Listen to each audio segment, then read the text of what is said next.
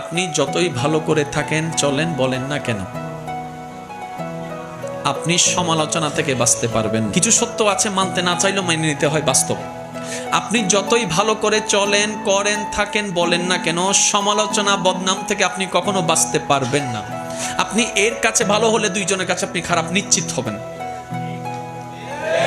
সবার সাথে কখনো ভালো থাকা যায় না, পৃথিবীর সবাইকে খুশি করা যায় না, কিন্তু আমরা বোকার মতো সেই মানুষকে বারবার খুশি করার জন্য চেষ্টা করতেই থাকি, অক্লান্ত পরিশ্রম করতে থাকি। শ্রদ্ধার সাথে বলি, মানুষকে নয়, ওই মানুষের রবকে খুশি করার চেষ্টা করা দরকার।